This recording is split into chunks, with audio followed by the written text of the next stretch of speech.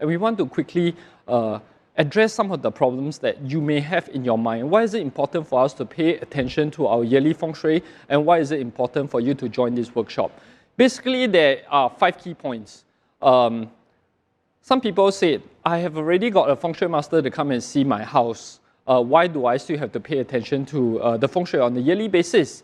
Do I have to move around my furniture on a yearly basis? What are you basing this feng shui on? Is it based on the year itself, or is it based on the whole concept of, like, buying products, putting things and stuff like that? I hope this set of slides will help you. So basically, when we do period feng shui, or when we do feng shui for people's house, we look at the entire period. The entire period is 20 years. Now we are at the cusp of changing from the 8 lux cycle. As you can see, 8 lux cycle ends in 2023 and going into 2024.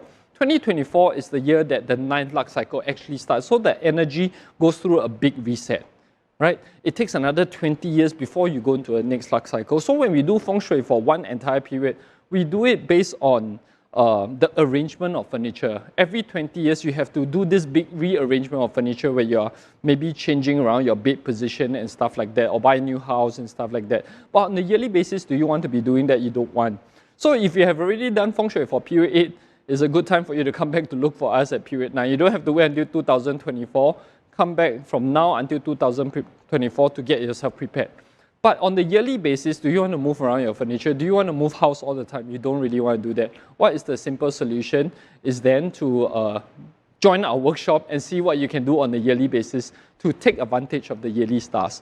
The concept is based on different things. This is based on flying star combination. This is based on annual flying star. This is also based on what we call influential stars. And this really heavily depend on external factor, which is why it's so important for feng shui masters to come to your house, because they have to see externally, is there any energy that you can use to activate the energy within your house, and whether you want to face those directions. Is it important for me to come to your house on a yearly basis? If you would like to see my face, of course, I will be happy to come down to your house, but we have so many clients, I cannot possibly see everyone. So external factors matters lesser. So pay attention to the annual flying star, and then pay attention to the influential star and see what you can do for the year. That's good enough.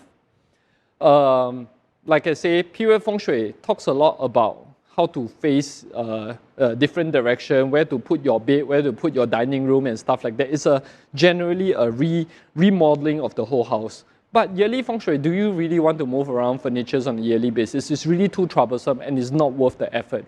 Why? Because period feng shui is way more powerful. Period feng shui, basically it's a period of 20 years, so the energy is a lot stronger and stays in your house for a longer time. Yearly feng shui, it comes fast, but it goes fast as well. So the effect is very, very fast. You can feel, suddenly I feel like I have more opportunity this year. Suddenly I feel like my luck is improving this year. But does it last? It doesn't last. 12 months later, you go back to square one and you look for new opportunities for the year. And what are the methods of analysis when it comes to 八字? So 八字, we have to look at the whole ecosystem, right? When we do a period feng shui, we want to see what's your auspicious element, what luck cycle are you going through and stuff like that. But on the yearly basis, we basically just want to look at our 4 horoscopes in our 八字, which the MC has already teach you how to create your own 八字 table and identify the 4 horoscopes that you have in the chart. As long as you know your 4 horoscopes, you can do yearly feng shui 八字 reading already. So, is it important for you to do yearly feng shui? I think it's an enhancement, right? Period feng shui is then the foundation. If you do period feng shui, you get a feng shui master to come to your house. You don't have to ask him to come and do the same thing every few years. You do it once every 20 years. That's good enough already. But on a yearly basis, do you want to come back for this workshop? Do you want to invite the master to come to your house on a yearly basis to make you make small adjustments and to put different enhancement product? It's absolutely in the modern society the better thing to do. But if you only do yearly feng shui without doing the period feng shui, your foundation is not firm. And when your foundation is not firm, it's very hard for you to enhance. When you have done good feng shui foundation for your house, when you're activating good stars on a yearly basis, it stays and it performs to its ability. But if you haven't done period feng shui and you're trying to do yearly feng shui, it's like the foundation is shaky. Even if you activate the good stars, it might not be very stable, or you might be activating the wrong stars.